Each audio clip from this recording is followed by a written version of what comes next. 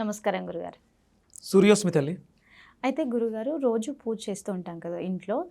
పూజ అయిపోయిన తర్వాత దేవుడికి హారతి ఇస్తూ ఉంటాం. హారతి కర్పూరం బిళ్ళలతోటి. అసలు దేవుడికి పూజ అంతా అయిపోయిన తర్వాత హారతి ఎందుకు ఇస్తారు గురుగారు? హ్మ్. మంచి ప్రశ్న. హారతి అంటే మనం ఏదైతే కార్యక్రమం క్రతువు నిర్వర్తించామో ఇదంతా కూడా అంటే మనం వైదిక విధానంలో వేదపరంగా తీసుకుంటే అగ్ని కార్యం చెయ్యింది ఏ కార్యక్రమానికి పరిసమాప్తి ఉండదు. అగ్ని మనకి వేదం మొదటి మంత్రం అగ్నిం ఈళే పురోహితం యజ్ఞశ్చ దేవ వృత్విజం హోతారం రత్నధాతమం మంత్రంతో ప్రారంభమవుతుంది వేదం. మొదటి మంత్రం అది. అంటే అగ్ని ఈలే పురోహితం, పురానికి హితం చేస్తుంది. అగ్నితో మీరు ఏం చేయొచ్చు? మంచి పనులకు ఆలోచించండి. అగ్నితో ఏం చేయొచ్చు అనేది. అగ్ని ఈళే పురోహితం, అగ్ని పురమునకు హితముగా ఉంటూ హోతారం రత్నదాతమం, హోతగా ఉండి మనం ఇచ్చినవన్నీ పట్టుకెళ్ళి ఇప్పుడు మనం ఒక ఆహారాన్ని వండాం, అది ఆహారంగా మారి మన లోపలికి పంపించి జీర్ణమై శక్తిగా మారుతుంది. అదే హవిస్సు ఇచ్చాం, దాన్ని పట్టుకెళ్ళి దేవతలకు ఇస్తుంది. తద్వారా వర్షం కురిసి సంపదలు వృద్ధి చెందుతాయి. కాబట్టి ఇది అంటే ఎండింగ్.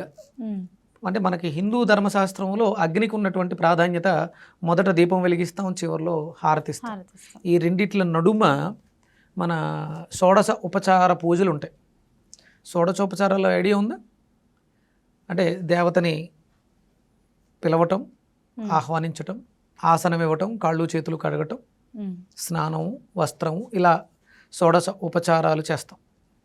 దాంట్లో ప్రారంభంలో దీపం జ్యోతి పరబ్రహ్మ అంటే దీపం ఆగ్రాపయామి, దీపాన్ని వెలిగించి ప్రారంభిస్తాం. అంటే మనకి ఆర్పేసే సంస్కృతి మంది కాదు, ఎప్పుడు వెలిగించే సంస్కృతే. దీపం వెలిగించిన తర్వాత చాలాసేపు ఉంటుంది, తనంతట తాను పూర్తిగా అందులో ఉన్నటువంటి సౌర అయిపోయిన తర్వాత అది కొండెక్కుతుంది అని మనం అనుకుంటాం. ఇలాగ హారతి కూడా అది పూర్తిగా ఉండదు, కాసేపే ఉంటుంది. దాంట్లో ఉన్నటువంటి కర్పూరం ఒక వనస్పతి మొక్క యొక్క వంటకంతో తయారు చేయబడినటువంటి ద్రవ్య పదార్థం. అది రెండు రకాల గుణాలను కలిగి ఉంటుంది. అంటే మనకి హోమం యజ్ఞం చేసినప్పుడు హోమ సమిధలు దుర్వాసనతో ఉండేవి కాకూడదు, సువాసనలు వెదజెండే ఉండాలి, వనస్పతులై ఉండాలి. అందుకనే మనకి అన్ని రకాల కట్టెలతోటి హోమం చేయం. ప్రత్యేకంగా చేస్తున్నటువంటి క్రతువుకు ఆధారంగా రావి, మర్రి, మేడి, జువ్వి ఇలా సమిధలను వాడుతూ ఉంటాం.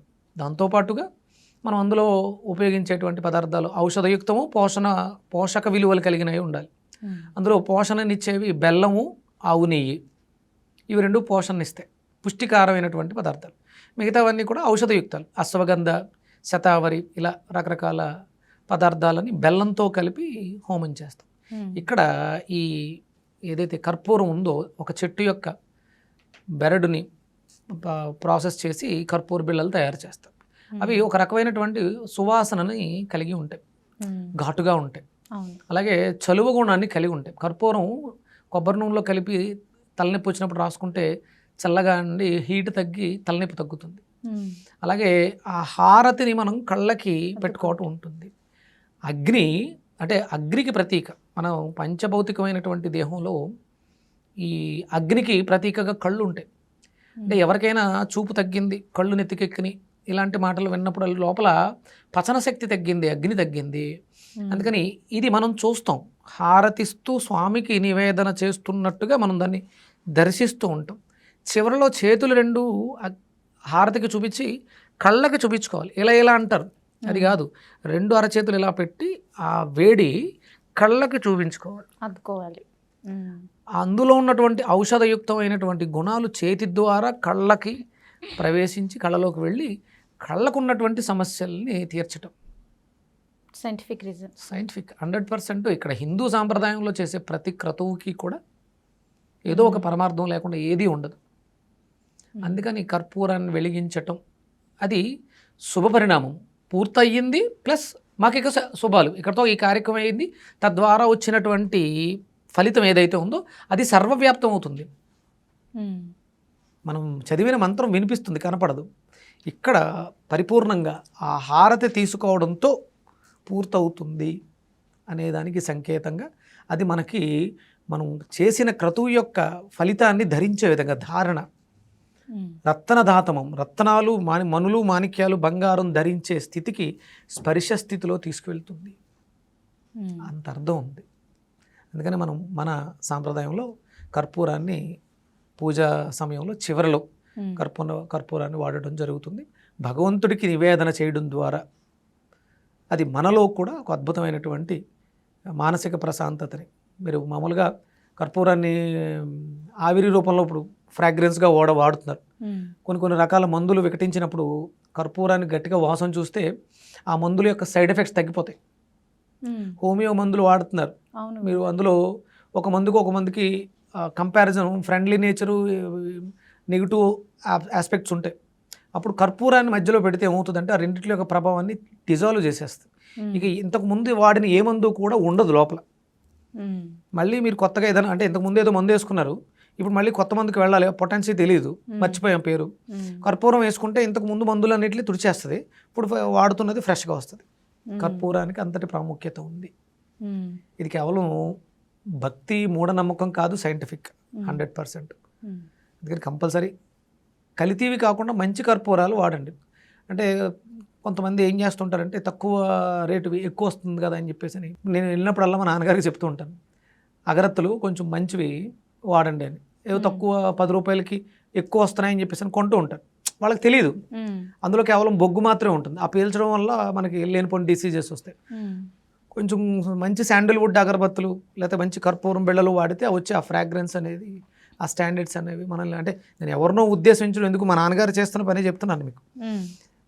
నేను వెళ్ళినప్పుడు హోమం చేయడానికి ఆవు నెయ్యి వాడితే కేజీ 4,000 రూపాయలది కొంటాను. మా నాన్నగారు హోమం చేస్తే ఈ పతంజలి ఇలాంటివి ఉంటాయి కదా, కొంచెం తక్కువ రేటుకి ఎక్కువ వస్తాయి, కేజీ 600కి వచ్చేస్తుంది. నేను కొనే ఆవు నెయ్యి కేజీ 4,000. ఎంత వ్యత్యాసం ఉంది. ఇలా వాడకండి. అంటే దాంట్లో ఉన్నటువంటి, అంటే మనం ధర్మం కోసం వాడుతున్నాం, మనం ఒక క్రతువు కోసం వాడుతున్నాం. హారతి ఇస్తే ఆ హారతి భగవంతుడికి చూపించడంతో పాటు మన కళ్ళకు అద్దుకుంటే మన కళ్ళకి చలువ చేయాలి. అందుకని రూపాయి 10 రూపాయి అని ఆలోచించి తక్కువ రేటు, అంటే కల్తీలు ఎక్కువైపోయినాయి. అవును గురుగారు. మన వాళ్ళే, మన చుట్టూ ఉన్న వాళ్ళే డబ్బు సంపాదించడం కోసం పొల్యూట్ చేస్తున్నారు. దానివల్ల ధర్మానికి విఘాతం ఏర్పడుతుంది.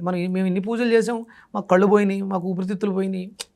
ఇప్పుడు తక్కువ రేటు అగరబత్తులు వెలిగిస్తే ఆ వాసన పీల్చడం ద్వారా మన ఊపిరితిత్తులు పాడవుతున్నాయి కదా. మీరు ఎక్కువ పూజలు చేశారు, మీరు పూజారి దేవాలయంలో ఉన్నారు, ఎక్కువ అగరబత్తులు వెలిగించారు, అవి పీల్చడం వల్ల ఊపిరితిత్తులు పాడేది.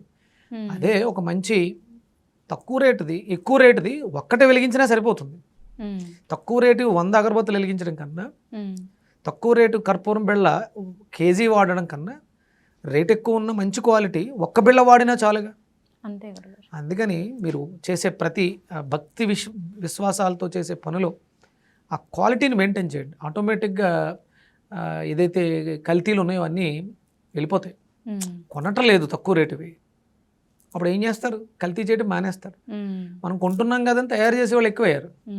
అందుకని ఏంటంటే మన ధర్మానం విషయంలో ఇలాంటి విషయాల్లో మనం కొంచెం జాగ్రత్తగా ఉంటే, ఆవు నెయ్యి కల్తీ అవుతుంది, అగరబత్తులు కల్తీ చేస్తున్నారు, ఇంకేమున్నాయి అభిషేకాలు చేసే అభిషేక జలాలు, హారతి కర్పూరం ఇవన్నీ మొత్తం కల్తీలు అవుతున్నాయి. కాబట్టి భక్తి విషయంలో మీరు అడిగారు కాబట్టి చెప్తున్నాను, భక్తి విషయంలో దాని ఫలితాలు మనం పొందాలంటే, నేను హారతి కళ్ళకు అద్దుకున్నానండి, నాకు కళ్ళు చూపు పెరగలేదు అంటే దానికి కారణం ఏంటంటే అక్కడ వాడిన ప్రతి పదార్థం కూడా భౌతికంగా కనిపించిన సూక్ష్మీకరించిన దాంట్లో నుంచి వచ్చేటువంటి ఆ వైబ్స్ మన చర్మగ్రంథుల ద్వారా మనలోకి వెళ్ళి మనల్ని హీల్ చేస్తాయి.